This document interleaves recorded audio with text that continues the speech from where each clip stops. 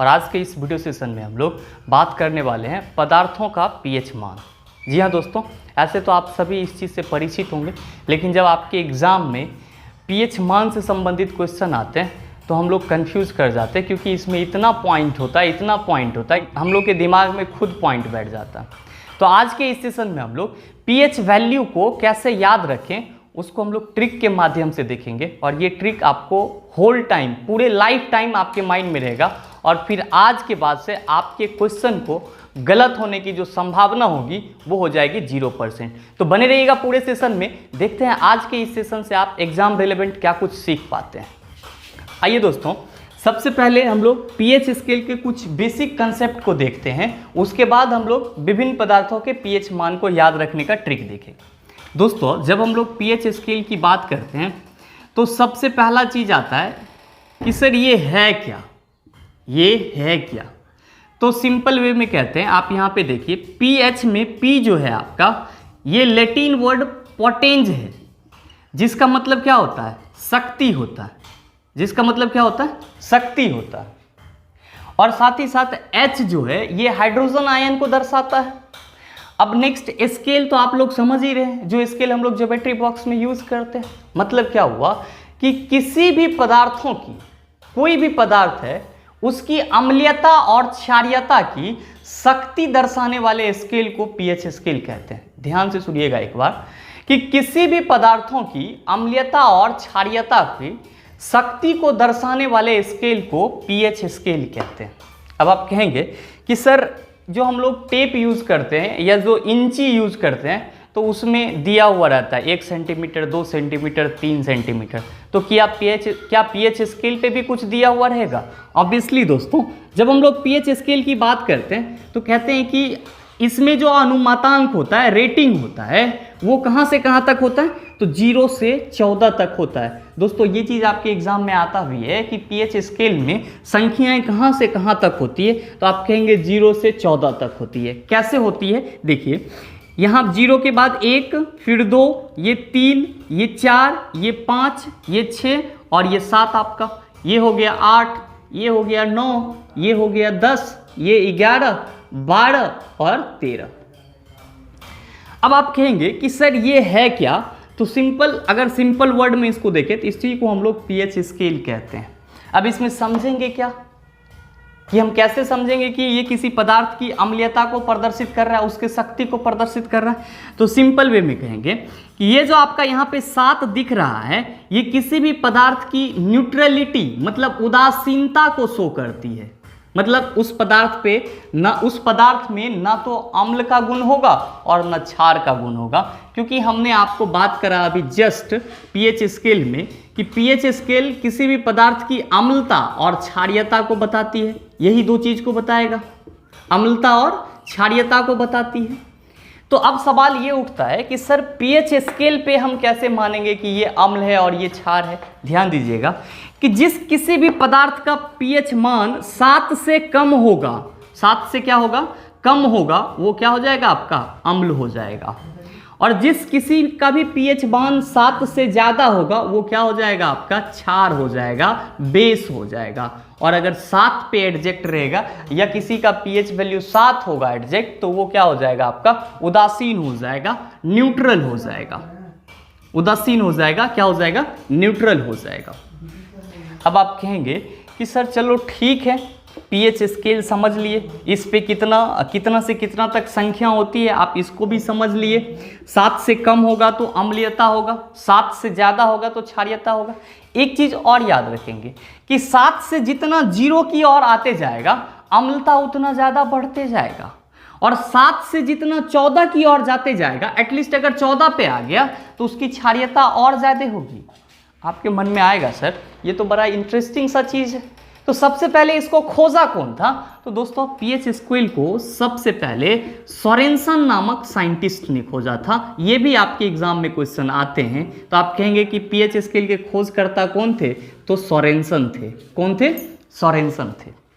कभी कभी दोस्तों आपके एग्जाम में, चूंकि आप यहाँ पे पीएच स्केल मतलब कह रहे हो पोटेंस ऑफ हाइड्रोजन, तो आपको कभी कभी एग्जाम में फॉर्मूला भी पूछ दिया जाता है कि पीएच स्केल का फॉर्मूला क्या होता है। तो दोस्तों जब भी हम लोग किसी पदार्थ की पीएच वैल्यू निकालते हैं तो क्या कहते हैं, जो किसी पदार्थ की पीएच वैल्यू होती है, पीएच मान होता है, वो क्या होता है आपका कि log 1/H प्लस आयन। मतलब क्या कि आपका जो हाइड्रोजन आयन होता है उसका व्युत्क्रम, उसके लॉगरिथम का व्युत्क्रम क्या कहलाता है, पीएच वैल्यू कहलाता है। दोस्तों ये फॉर्मूला आपको कभी कभी इस टाइप से भी मिलता है, pH equals to -log into H plus ion. तो ये 2-4 चीज आपके इंपॉर्टेंट कंसेप्ट होते हैं। अब आप कहेंगे कि बड़ा जो इसको बता रहे हैं तो ये बताइए कि इसका उपयोग कहाँ पे होता है, पीएच स्केल का उपयोग कहाँ पे होता है। तो इसका उपयोग इंडस्ट्रीज में होता है, उद्योग में होता है। कौन कौन से उद्योग में होता है, तो जहाँ पे अल्कोहल की फैक्ट्री है वहाँ पे पीएच स्केल का उपयोग किया जाता है। जहाँ पे आपका चीनी मिल है, चीनी वगैरह बनता है, वहाँ पे आपके पीएच वैल्यू का यूज किया जाता है। क्योंकि हर एक पदार्थ का पीएच वैल्यू का मान अलग अलग होता है, तो उसके हिसाब से उसमें कोई भी चीज़ मिलाया जाता है या उससे कोई भी चीज़ हटाया जाता है। और नेक्स्ट सबसे इंपॉर्टेंट चीज़, पीएच वैल्यू का यूज कागज उद्योग में भी होता है। कहाँ में होता है, कागज उद्योग में भी होता है। तो आपसे इस पे 3-4 आसान क्वेश्चन बनते हैं। कौन कौन से, पहला कि पीएच स्केल का खोज कौन किया, तो सोरेनसन ने किया। पीएच स्केल पे कहाँ से कहाँ तक नंबर लिखी हुई होती है, तो 0 से लेकर के 14 तक लिखी हुई रहती है। पीएच स्केल, अगर किसी पदार्थ की पीएच वैल्यू 7 से कम है तो उस पदार्थ को क्या कहेंगे, अम्ल कहेंगे। अगर किसी पदार्थ की पीएच वैल्यू 7 से ज़्यादा है तो उसको आप क्या कहेंगे, उसको आप भस्म कहेंगे या क्षार कहेंगे। या फिर अगर आपसे आपके एग्जाम में इसका फार्मूला पूछ दिया जाए तो इस दोनों फार्मूला में से कोई आप एक आराम से लिख सकते हैं, या अगर आपका इस दोनों में से कोई एक ऑप्शन है तो आप उसको टिक कर सकते हैं। उपयोग पूछा जाए तो अल्कोहल बनाने में इसके पीएच वैल्यू का बहुत ही यूज होता है, चीनी फैक्ट्री में, कागज उद्योग में, इन सब जगहों पे यूज होता है। सर ये तो सिर्फ और सिर्फ पीएच स्केल की एक बेसिक कंसेप्ट है। बात ये है कि पीएच वैल्यू को कैसे याद रखा जाए। तो आइए हम लोग पीएच वैल्यू को भी याद रखने का ट्रिक देख लेते हैं। आइए दोस्तों, अब हम लोग विभिन्न पदार्थों के पीएच मान को देखते हैं। ये आप देख पा रहे होंगे, ऐसा आप बुक में भी लिखा हुआ देख पा रहे होंगे। आप बोलेंगे इसमें क्या नया बात है। नया बात है, इसको याद रखने के लिए नया बात है, और कोई बात नहीं है। इसको याद कैसे रखा जाए, क्योंकि ये तो डाटा जो है ये आपको हर बुक में मिल जाएगा, जहाँ देखेंगे वहाँ पे मिल जाएगा। और जनरली आपके एग्जाम में जो क्वेश्चन पूछे जाते हैं वो लगभग में इतना से आसानी से बन जाएगा। तो आइए हम लोग याद करने का ट्रिक देखते हैं, बहुत ही मज़ेदार। देखिए पहला कि नींबू है, तो नींबू का पीएच वैल्यू कितना है, 2.4, 2.4। आप लोगों ने एक बहुत ही पॉपुलर सा गाना सुना होगा, एगो नीमुआ 2-4 गो मिर्ची। ध्यान दीजिएगा, एगो नीमुआ 2-4 गो मिर्ची, बहुत पॉपुलर गाना है। तो इसमें क्या कह रहे हैं कि एक नींबू और 2-4 मिर्ची, तो भैया 2-4 तो 2.4। तो आप नींबू से याद रख सकते हैं कि एगो नीमुआ 2-4 गो मिर्ची, तो 2.4 नींबू का पीएच वैल्यू है। अगर आपको अब नींबू कहीं पे दिखेगा तो मेरे ख्याल से ये गाना आपको जरूर याद आएगा। तो आप क्या कह सकते हैं कि नींबू का जो पीएच वैल्यू होता है वो कितना होता है, 2.4 होता है। नेक्स्ट है दोस्तों सिरका, इसको हम लोग विनेगार बोलते हैं, इसका डेली लाइफ में यूज भी होता है। अब इसका पीएच वैल्यू होता है 3, ये तो होता है, लेकिन इसको याद कैसे रखा जाए। दोस्तों आपको यहाँ पे ना लग रहा है कि सिरका में से अगर हम क्या करें कि सिर रहने दे और का हटा दें तो सिर तो आपका आ जाता है, और सिर आपका अलग हो जाता है, का आपका अलग हो जाता है। दोस्तों आपको पता है कि आपका जो ये सिर है इसके 3 पार्ट हैं। कितने पार्ट हैं, 3 पार्ट। कौन कौन सा, इसको फोर ब्रेन, मिड ब्रेन और hind brain. Fore brain, mid brain और हिंड ब्रेन हम लोग बोलते हैं। अग्र मस्तिष्क, मध्य मस्तिष्क और पश्च मस्तिष्क। मतलब आपके सिर का 3 पार्ट होता है। मतलब ये हुआ कि सिरका का पीएच वैल्यू कितना होता है, 3 होता है। तो मेरे ख्याल से ये भी चीज़ आपके माइंड में हमेशा के लिए सेट हो जाएगा कि जहाँ भी आपको सिरका दिखेगा तो आपके सर का 3 पार्ट आपको याद आएगा। दोस्तों इससे होगा क्या कि आपको 2 क्वेश्चन सॉल्व हो गए। पहला तो ये चीज़ याद हो गया कि मानव मस्तिष्क कितने पार्ट में बटा है, 3 पार्ट में, फोर ब्रेन, मिड ब्रेन और हिंड ब्रेन। और दूसरा सिरका, इसी को हिंदी में बोलते हैं तो इसके 3 पार्ट हैं, इसीलिए सिरका का पीएच वैल्यू कितना हो जाएगा, 3 हो जाएगा। नेक्स्ट है दोस्तों खून, आंसू, लार, ये सब, और इन तीनों का जो पीएच वैल्यू है वो कितना है, 7.4 है। अब ये बड़ा कंफ्यूजन पैदा कर देगा जहाँ पे भी रहेगा। अब इसको कैसे याद रखा जाए, क्योंकि जो चीज़ सेम होता है ना उसके बारे में हम लोग ज़्यादा कंफ्यूज करते हैं। हमको लगता है कि अच्छा ये आंसू के लिए होगा, नहीं ये लार के लिए होगा। तो आप लोग पूजा करते हैं ना तो क्या कहते हैं, पंडित जी आपको कहता है प्रेम से बोलिए जय माता दी, बोलते हैं कि नहीं बोलते हैं, ऑब्वियसली बोलते होंगे। अभी आपको फनी लग रहा होगा तो चलिए एक बार मेरे साथ आप बोलिए खून आंसू लार। एक बार फिर से बोलिए खून आंसू लार। तो आप कहेंगे 7.4, खून आंसू लार 7.4, मतलब इस तीनों का जो ट्रिक होगा वो होगा खून आंसू लार 7.4, मतलब इस तीनों का पीएच वैल्यू कितना है, 7.4। तो आप चाहें तो इसको इस तरह से याद रख सकते हैं। नेक्स्ट आता है दोस्तों मानव मूत्र, यूरिन। अब यहाँ पे है कि यूरिन का पीएच वैल्यू होता है 6। दोस्तों जहाँ पे आपका टॉयलेट रूम होता है उसके आसपास में बहुत ज़्यादा महकते रहता है वो, मतलब बहुत ज़्यादा दुर्गंध देता है। तो हम लोग क्या कहते हैं, छी कितना महक रहा है, ऐसे नाक करके। तो छी जो करते हैं ना, ये छी, तो आपको ना लगता है कि ये जो 6 पर दीर्घिकार लगा हुआ है, ध्यान दीजिएगा क्या कहे कि 6 पे दीर्घिकार लगा हुआ है। तो दीर्घिकार से हमको क्या मतलब है, यूरिन महक रहा है, छी, तो 6 का आपको आभास हो जाएगा, मतलब मानव मूत्र का पीएच वैल्यू कितना होगा, 6 हो जाएगा। अब नेक्स्ट आता है बात दोस्तों दूध का।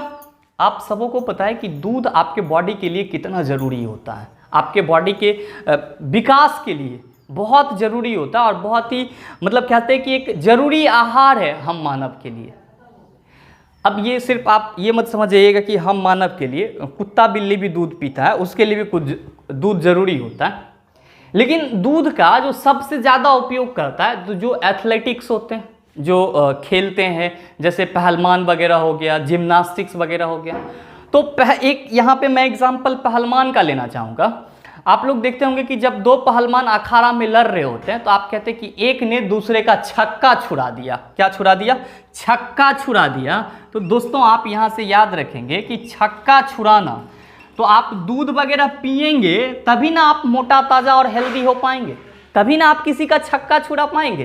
तो देखिए यहाँ पे कि 6 आपका 2 बेर आ रहा है, छक्का में भी और छुड़ाना में भी। मतलब इसका मतलब ये हुआ कि हम इसको यहाँ से 6 और 6 रिलेट कर सकते हैं। और आपको पता है पीएच स्केल पूछ रहा है तो 66 तो पीएच स्केल होगा नहीं, इसके बीच में दशमलव होगा, तो 6.6 आपका दूध का पीएच वैल्यू हो जाएगा। इस तरह से आपको याद क्या रखना है कि दूध पीने के बाद आपके अंदर इतनी ताकत आ जाएगी कि आप किसी का भी छक्का छुड़ा सकते हो, जैसे कि पहलवान छक्का छुड़ाता है। तो ये 6 आप याद रख सकते हैं, आसानी से आपको याद रहेगी लंबे समय तक। नेक्स्ट आता है दोस्तों शराब। बड़ा ही इंटरेस्टिंग चीज़ है, इसको लेने के बाद इंसान अपने बस में ही नहीं होता। लेकिन इसको लेते कैसे, आराम से 4-5 आदमी बैठ के, और फिर या 4-5 को अभी नहीं लेते हैं, अभी सिर्फ 2 ही लेते हैं। 2 आदमी आराम से बैठ करके 2 ग्लास में, और देखिए आपका जो ग्लास है वो कुछ इस तरह का है, 2 ग्लास में बैठ करके और पैक बना रहे हैं और ले रहे हैं इस तरह से। दोस्तों जब वो पैक बना रहे हैं तो पैक बनाने के बाद क्या कर रहे हैं कि दोनों ग्लास को चीयर्स करने के लिए ऐसे सटा रहे हैं, चीयर्स करने के लिए एक दूसरे के साथ सटा रहे हैं। अब जब ये सटा रहे हैं तो कितने ग्लास सट रहा है, 2 ग्लास सट रहा है। भैया अगर हम इसको ऐसे मिला दें तो आपको न लगेगा कि ये 8 जैसा दिख रहा है, ये 8 जैसा दिख रहा है। मतलब ये हुआ कि आदमी 2 है और दोनों का गिलास मिलके 8 बन जा रहा है। अगर गिलास आपका इस तरह का, ऐसा होता भी है, ये वास्तविकता है। तो जब चीयर्स करेगा तो वो 8 का रूप ले लेता है। मतलब आपको शराब से याद रहेगा कि 2 आदमी जब शराब पिएगा और चीयर्स करने के लिए अपने ग्लास को ग्लास में टकराएगा, जाम से जाम जब टकराएगी तो वो क्या हो जाएगा, 8 बन जाएगा। मतलब उसका pH वैल्यू कितना होगा, 2.8 होगा। दोस्तों इस तरह से याद रखेंगे तो ये भी आपके माइंड में लंबे समय तक रहेगा। नेक्स्ट है दोस्तों कि बियर। अब ये बड़ा क्रिटिकल हो जाता है, बहुत सारे युवाओं का पहली पसंद होता है और जो युवा बहुत ज़्यादा इसको लेते रहते हैं उसके अंदर एक अलग से हाई पावर का एटीट्यूड आ जाता है। अब जब वो आ जाता है तो वो बियर के शॉप पे गया और क्या बोल रहा है, हाय डियर 4 बोतल बियर देना। क्या देना, हाय डियर 4 बोतल बियर देना। तो दोस्तों देखो होता क्या है कि ये सब चीज़ आपके माइंड में जल्दी फिट हो जाता है, अटपटांग सा चीज़। तो आप कह रहे हो हाय डियर 4 बोतल बियर देना, मतलब यहाँ पे 4 आ गया तो बियर का pH वैल्यू कितना होगा, 4 होगा। और थोड़ा सुनने में भी अच्छा लगता है, कोई गलत वर्ड तो है नहीं। नेक्स्ट, अब देखो शराब पीना गलत है, शराब का नाम लेना गलत नहीं है, और वो भी शराब पीना गलत नहीं होता है, आपके ज़रूरी के हिसाब से होता है। चलो टमाटर जूस की बात करते हैं। टमाटर जूस का pH वैल्यू कैसा होता है? टमाटर आप लोग खाते हैं तो खट्टा लगता है ना, ऑब्वियसली लगता है खट्टा। तो हम लोग क्या कहते हैं कि अब कोई जैसे गांव घर में 2 दोस्त बैठा हुआ रहता है एक साथ और अपने में बात कर रहा होता है, अरे देखो ना वो मतलब इतना टमाटर खाया कि वो टमाटर के जैसे लाल हो गया। तो उसी में से कोई एक खड़ा होकर के क्या कहता है कि अरे वो 4 टमाटर रोज खा रहा था, वो 4 टमाटर रोज खा रहा था। मतलब आपके जो टमाटर जूस का pH वैल्यू होता है वो कितना होता है, 4। मैं आपको ऐसा इसलिए बोला कि आप इस 4 को रिलेट कर पाओ। आपने बियर में भी देखा कि हे डियर, दुकानदार को आप बोल रहे, बियर शॉप वाले को बोल रहे हे डियर, मतलब 4 बियर देना। तो 4 बियर से यहाँ पे बियर का pH वैल्यू 4। टमाटर जूस, वो बोल रहा है कि ये 4 टमाटर रोज खाता था इसलिए ये कैसा दिख रहा है, टमाटर की तरह लाल दिख रहा है। तो टमाटर जूस का pH वैल्यू कितना हो जाएगा, 4 हो जाएगा। अब है नेक्स्ट पानी। दोस्तों आपको पता है कि ये न्यूट्रल होता है ना, तो इसके पास कोई स्वाद होता है ना आपका कोई कलर होता है। दैट मीन्स कहते हैं कि पानी आपका एक ऐसा द्रव है जो स्वादहीन और रंगहीन द्रव होता है, स्वादहीन और रंगहीन। एक और चीज सबसे इंपॉर्टेंट चीज होती है, क्या हम लोग सारे पानी को पीते हैं? नहीं सर, सारे पानी नहीं पीते हैं, हम लोग साफ पानी पीते हैं। कौन सा पानी पीते हैं, साफ पानी पीते हैं। तो आपको साफ से सात ना लग रहा है यहाँ पे, अगर हम इसी साफ का ये फ हटा दें, सात लिख दें तो आप ना कहेंगे, तो कहेंगे सर पानी का pH वैल्यू कितना होता है, 7। कहेंगे ये थोड़ा अल्टर हो गया, ना फिट बैठा, कोई दिक्कत नहीं है। पानी आप पीते हैं तो आपको खट्टा लगता है, नहीं लगता है। आपको तीखा लगता है, नहीं लगता है। मतलब पानी न तो अम्ल है और ना ही क्षार है। क्यों?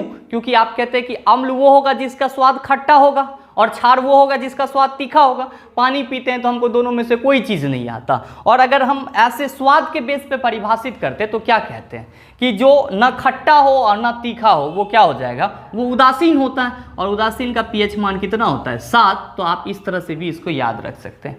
नेक्स्ट एक और सबसे इंपॉर्टेंट चीज़ कि नमक का pH वैल्यू 7 होता है। दोस्तों आपको पता है कि जब अम्ल और भस्म एक दूसरे के साथ अभिक्रिया करते हैं, अम्ल और भस्म एक दूसरे के साथ अभिक्रिया करते हैं तो वो नमक और जल बनाता है, सॉल्ट एंड वाटर बनाता है, नमक और जल बनाता है। दोस्तों इस अभिक्रिया को उदासीनीकरण अभिक्रिया कहते हैं। कौन सा अभिक्रिया कहते हैं, न्यूट्रलाइजेशन रिएक्शन। अब उदासीनीकरण अभिक्रिया का मतलब क्या हुआ कि अम्ल और भस्म एक दूसरे के साथ जुड़ करके दोनों की प्रॉपर्टीज खत्म हो जाती है। अम्ल और भस्म जब जुड़ेगी तो क्या हो जाती है, उसकी प्रॉपर्टीज खत्म हो जाती है। और जब उसकी प्रॉपर्टीज खत्म हो जाती है तो वो पूरी तरह से हो जाता है न्यूट्रल। और जब न्यूट्रल हो जाएगा तो उसका pH वैल्यू क्या हो जाएगा, 7। मतलब ये हुआ कि नमक का निर्माण अम्ल और भस्म के जुड़ने से होता है और ये उदासीनीकरण अभिक्रिया है, इसलिए नमक भी आपका उदासीन होगा। और जब कोई चीज उदासीन होता है तो उसका pH वैल्यू कितना होगा, 7 होगा। अब नेक्स्ट है कि सर समुद्री जल 8.4 होता है, इसको कैसे याद रखें, तो ध्यान से देखिएगा कि समुद्री जल में 8.4 है। यहां से मैं पॉइंट हटा दूं तो क्या हो गया, आप कहेंगे 84। जी हाँ, हम इसी शब्द को लाना चाहते थे, 84। एक बार इसको लिख दें ऐसे, 84। आप क्या देख रहे हैं कि 84 में 2 वर्ड हैं, एक है चौड़ा, एक क्या है आपका चौड़ा, और दूसरा है सी। तो समुद्र जो भी होता है, सी का मतलब हम यहाँ से ले लेते हैं कि सी को आप समुद्र कहिए, SEA, सी मतलब समुद्र होता है ना, हिंदी में आप सी ही ना बोलते हो, तो आप कहिए सी का समुद्र, तो समुद्र कैसा होता है? चौड़ा होता है। समुद्र कैसा होता है? चौड़ा होता है। मतलब आप कहेंगे कि अच्छा अगर 84 याद रहे, चौड़ा समुद्र याद रहे, चौड़ा समुद्र याद रहे, तो 84 भी जरूर याद रहेगा।